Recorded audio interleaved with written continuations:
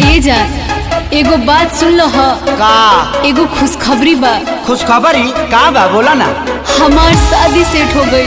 का DJ DJ DJ ई कौन बीमारी हो गई हो? ई बीमारी ना हो, ई डर हो। लागत कि तारा सदिया में हमारे डीजे बजावे के पड़ी। डीजे ऐसे मुंह से मत बोला जाए। तो कहाँ से बोली? और सुना सुना यार तो हो गई शादी हमार, हमरा के तू भूल जाइहा, अब करी न तू इंतजार। सुना सुना यार तो हो गई शादी हमार, अरे हमरा के तू भूल जाइहा, अब करी न तू इंतजार।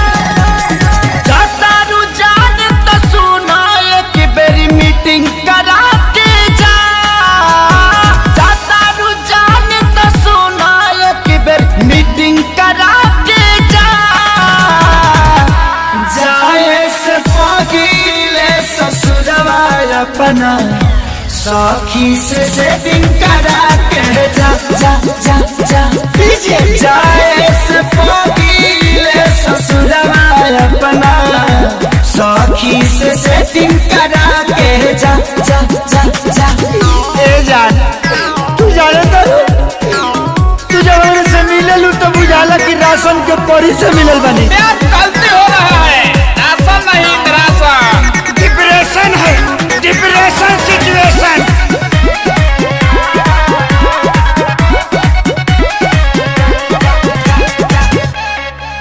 रुका जाके करब कौन फारम, वो खाली बिया का हमरा खानी प्यार कहरे वाली की जाली बिया का का का का।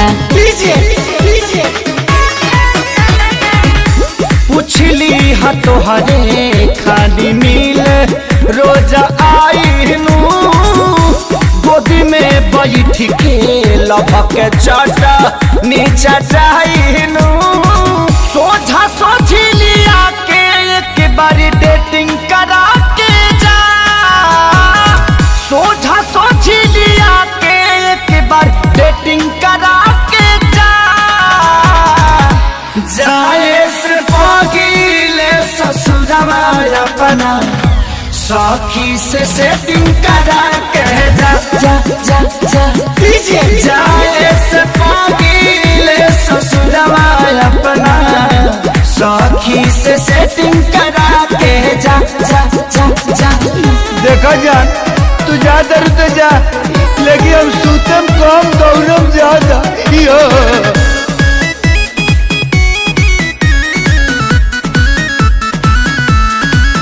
हम कैले न बनी खेसारी, सुना तोहरा से कवनोगे जियत जिंदगी तोहरा के पवन पी पी के मरे न देम देम देम देम।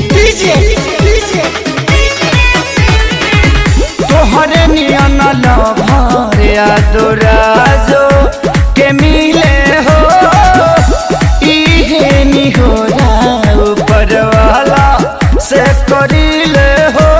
सोनू नील कोमल से ये जान चैटिंग करा के जा, सोनू नील कोमल से हो जान चैटिंग करा के जा।